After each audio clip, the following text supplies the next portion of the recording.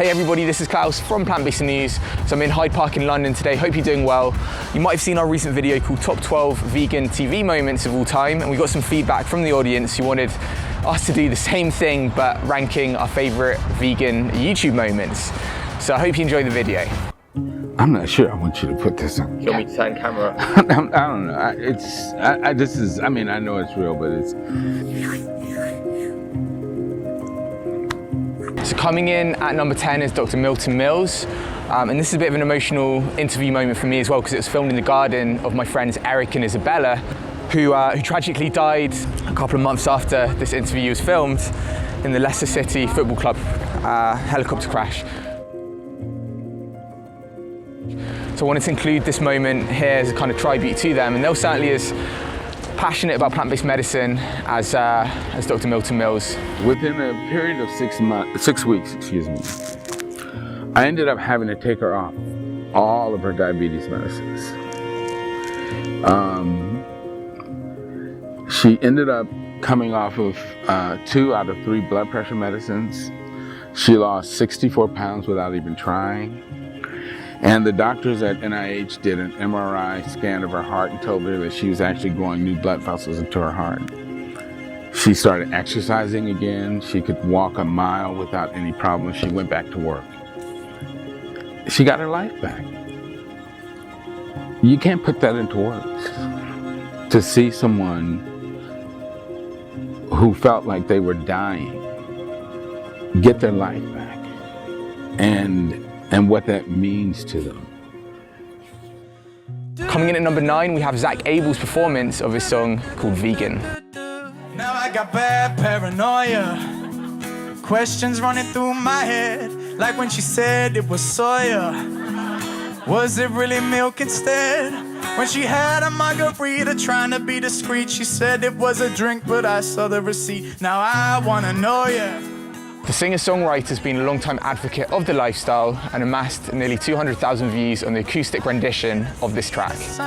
Looking back, it was so obvious. They say that love is blind, and I guess I was too gullible, cause now it's plain to see. She said she was vegan, vegan, vegan, just to get with me. Do-do-do-do.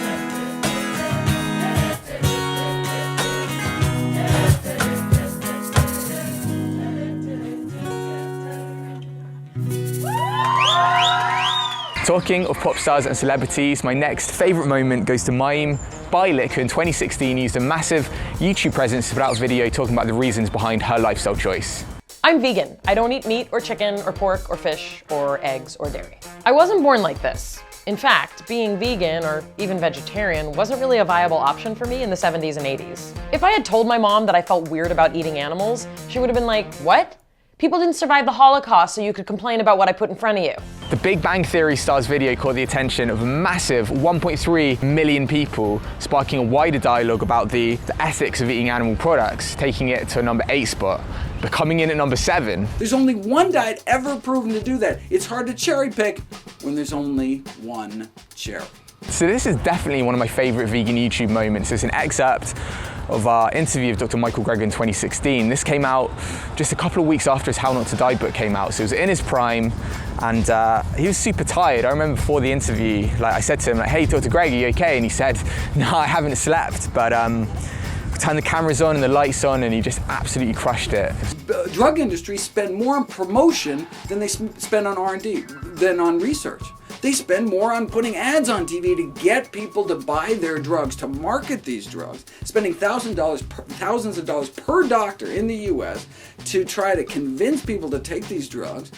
Whereas we don't have that. If McDonald's spends $1 million a day to get people to eat their garbage, imagine if, the Apple board had $1 million a day. Look, they got the science to back it up too. Anyway, coming in at number 6, we have the youngest ever TEDx speaker, 10-year-old Genesis Butler.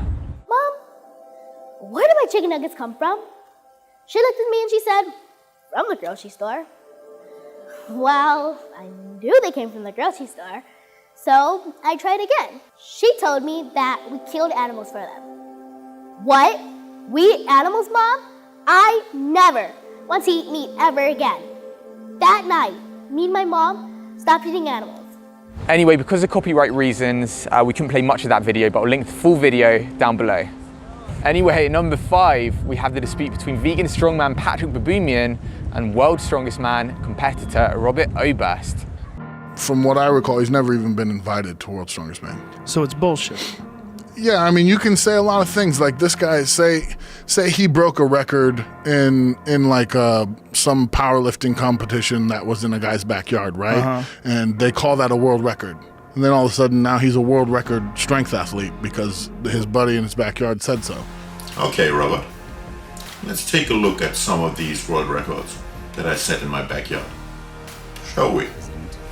What a nice backyard I have. And look at that camera work. I've got the best camera guys in my backyard. Oh, I've got many, many happy people in my backyard. Look at that, Robert. Look at this one. Look, I can fit more than 2,000 screaming people in my backyard. Isn't that cool? By the way, this part of my backyard is in Toronto, Canada. So yeah, my backyard is so big, it's intercontinental. And you know what they say? Size matters. So moving on from vegan strongman drama, our next clip shows the viral moment a little girl by the name of Zada realizes that eating meat actually comes from animals. Check out this clip. But I don't want to eat them ever again. Oh, do you think, so what will you eat instead? I will eat whatever there's on the table, but not chicken or meat. Why do you think you don't want to do that? Because they're animals and I like animals. Fish? Yeah. Fish? Is it an animal? Yeah. I won't eat that either. Oh my God, so what? I won't eat animals! Okay. Moving on to number 3 is perhaps one of the most impactful and influential vegan videos of the decade.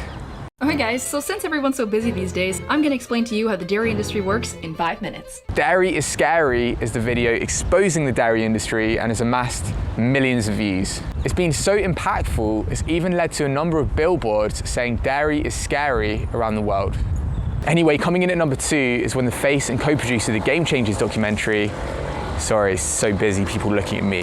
But anyway, I don't want to lose the gravitas of this moment because James Wilkes absolutely schools chiropractor Chris Kresser. You admit that a tablespoon of peanut butter is 4 grams, right? Mm-hmm. Okay. And what is 4 times 5? 20. But 5 plus 5 is, Chris? 10. Plus 20 from the peanut butter is? 30. I'm watching a little mashup of the edit of this video and I'm just like, this is so hard to watch, it's so awkward for Chris Kresser. All of the statements that I made in the film were true and you said that they were patently false and you were wrong. Do you honestly feel qualified to read even a single paper? Yeah. I don't know the details. But you don't know how to read a forest plot?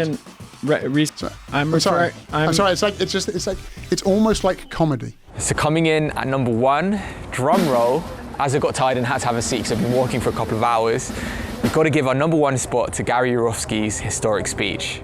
Is slavery owner, victim, profit, domination, exclusive to the human race?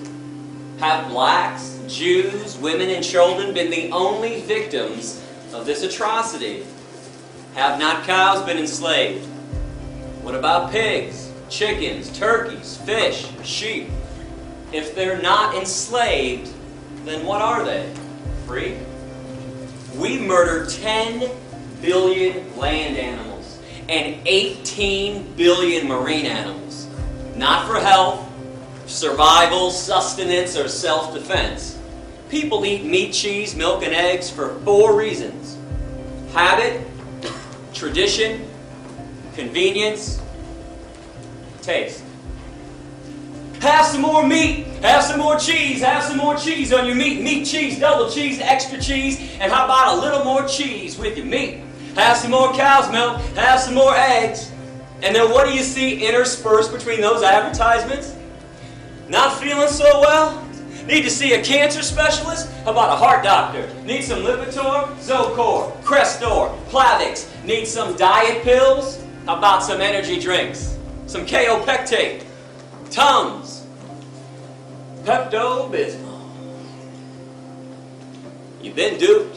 And if you're watching this thinking, wow, this guy just sounds so extreme, I get it. But what you got to realize is that when this talk came out, there's hardly any information about veganism online, and so many of our audience have written in crediting their decision to go plant-based or vegan based on this talk. And so it's from this standpoint that I think he really deserves the #1 spot. And my favorite moment from Gary Yourofsky is actually a couple of months after he did this speech, when he was invited onto mainstream media in Israel, and the ignorant reporter said, "Oh, but Hitler was vegetarian."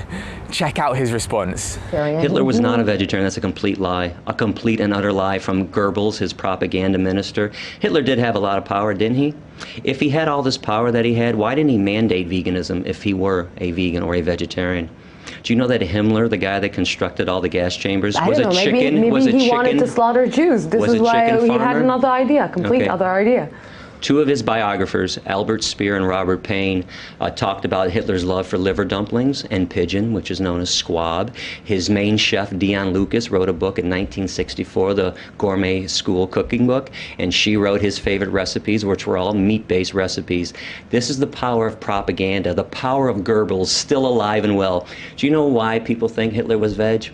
Goebbels wanted to make Hitler seem as peaceful as somebody else in the world at that time who was loved and adored, and his name was Mohandas Gandhi, and Gandhi was vegetarian, and Goebbels would say, wait, Hitler's just like Gandhi. He loves animals too, and he's peaceful to the animals, and he's a vegetarian. He's not, and just so you know, all the concentration camps did have animal slaughterhouses there too.